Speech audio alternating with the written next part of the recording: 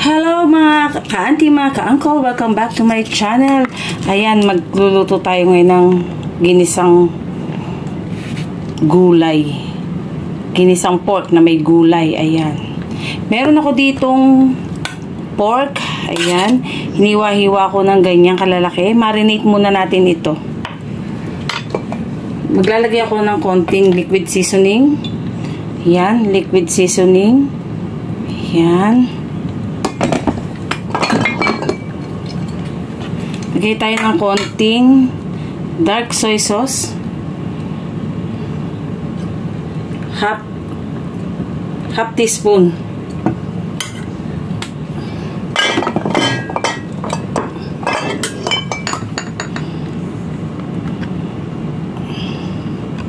Maglagay ako ng 1 tablespoon ng soy sauce.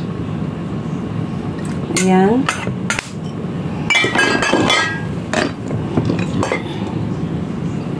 Maglagay tayo ng sesame oil.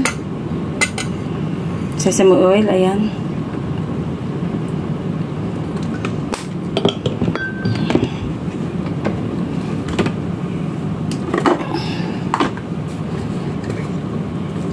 Lagay tayo ng black pepper.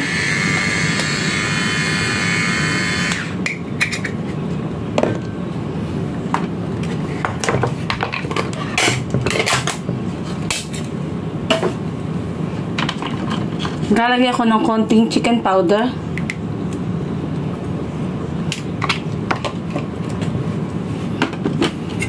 And mix lang natin.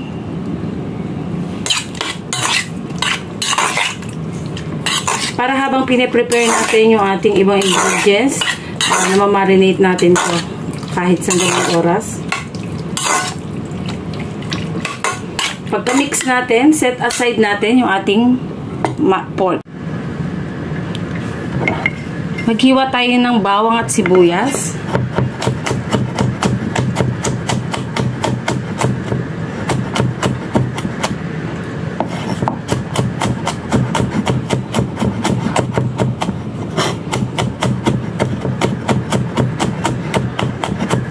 Hindi ko na ginamit yung aking chopper.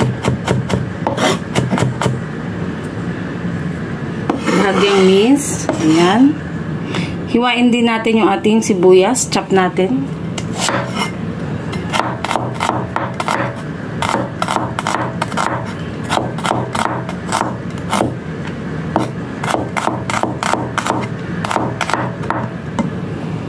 Set aside natin. Meron tayo ditong zucchini. Ayan. Hiwain lang natin to.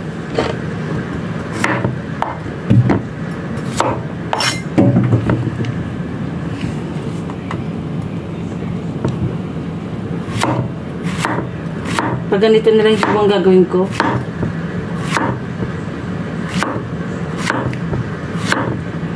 Hindi na natin kailangan balatan siya kasi malambot naman yung balat niya.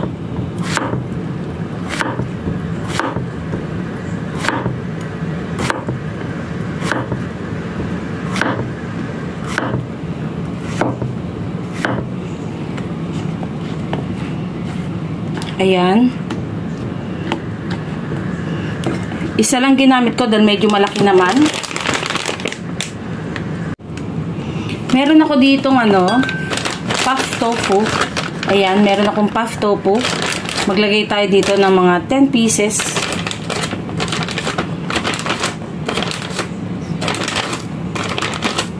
Two, 4, 6, 8, 10. Ayan. Mga 10 pieces ng ating puff tofu. Ayan siya. Naluto na siyang tofu. Puff tofu siya. Yan. Huwag natin siyang biyakin. Ganyan lang siya. Ayan. Ready na natin yung ating ingredients. Ayan. Andito na yung ating garlic, onion, yung ating zucchini at yung ating puff tofu at yung ating na-marinate na pork. Ready na natin ating paggisa. Painitan natin yung ating kawali. Ayan, painitan natin yung ating kawali and then mag-start tayo maggisa. Lagyan natin ng oil, yung ating wok.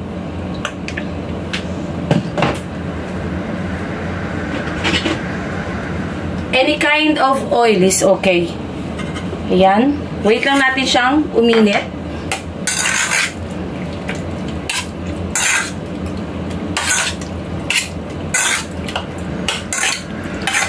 Mainit na yung ating wok, ay yung ating oil.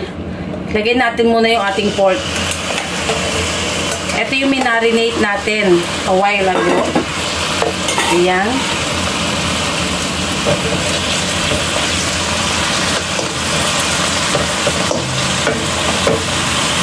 Sa ganitong way, mapapalabas muna natin yung sariling water ng ating pork para mabawas sa langsa.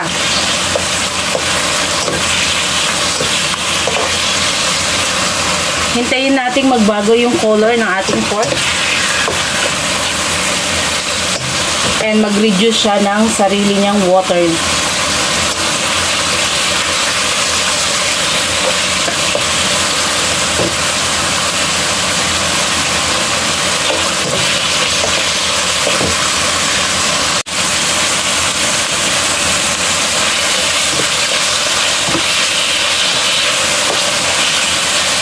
Patuloy lang natin yung paghalo.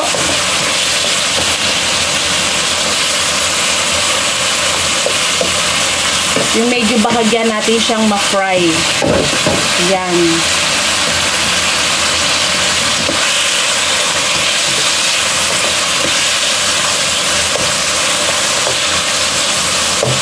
Ayan o, lumalabas na yung sarili niyang water. And then yung ating pinang-marinate kanina.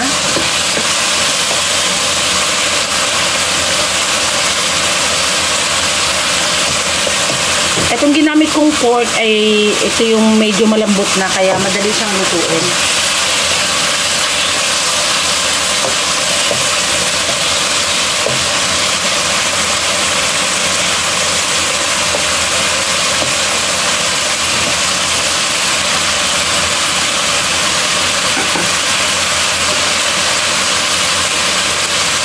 Lagyan ko lang ng konting salt.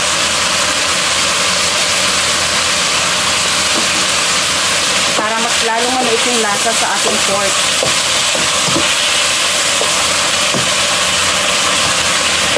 Nag-reduce na yung size niya. Means nag-reduce na siya ng sarili niyang water content. Ayan.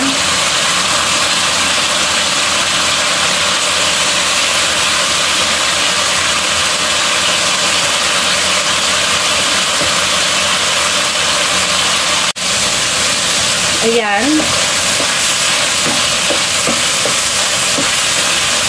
Start na natin mag-gisa ng ating garlic. Set aside lang muna natin sa side yung ating pork.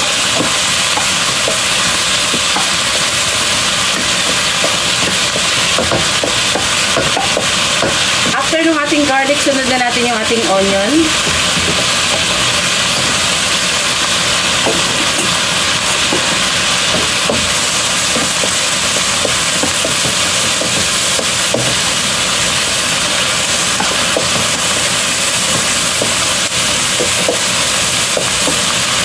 After ng ating onion, sunod natin yung ating puff tofu.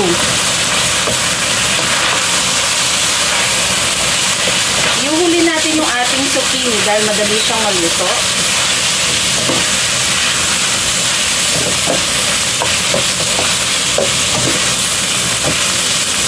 Yan, konting fry and then lagyan na natin siya ng konting water para bahagyan natin mapalambot palalo yung ating pork.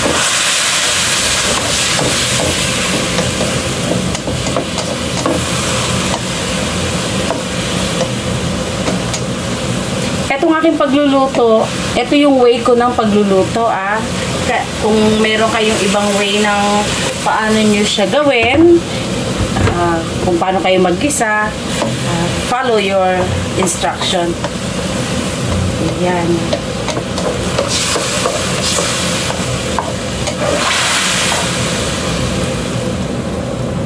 Ayan.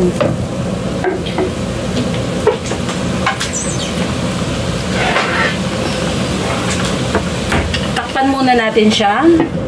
And then reduce natin yung ating apoy. Ayan.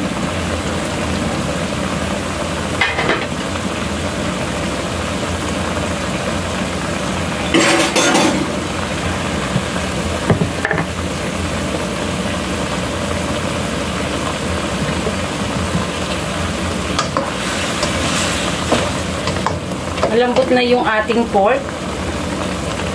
Nag-absorb na rin ng lasa yung ating puff tofu. Lagay na natin this time yung ating zucchini.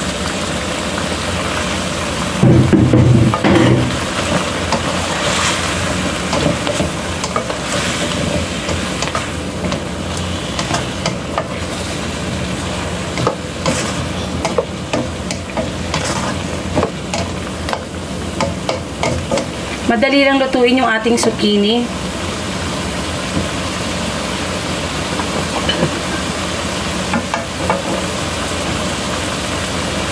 This time, maglagay tayo ng oyster sauce. Ayan.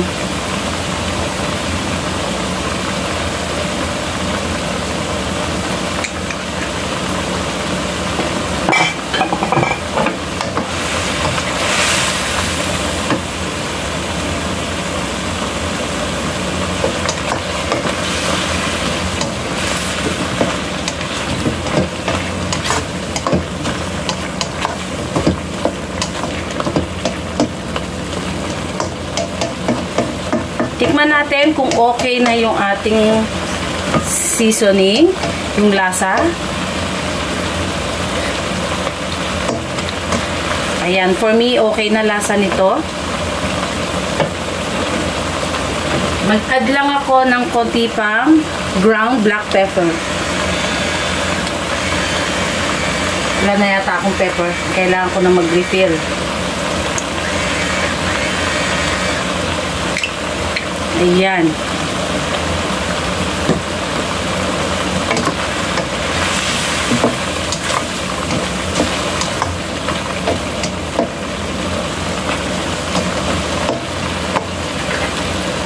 Takpan natin ang saglit na oras at almost ready na ang ating stir-fry pork with zucchini and puff tofu. Ayan.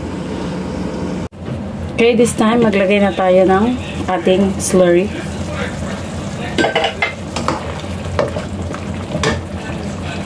Maglagay lang ako ng half teaspoon ng sugar to balance.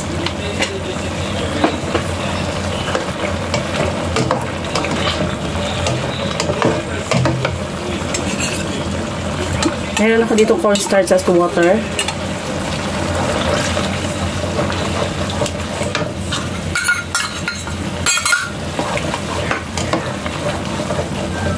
To thicken yung sauce natin. And then, ready na for plating yung ating dish.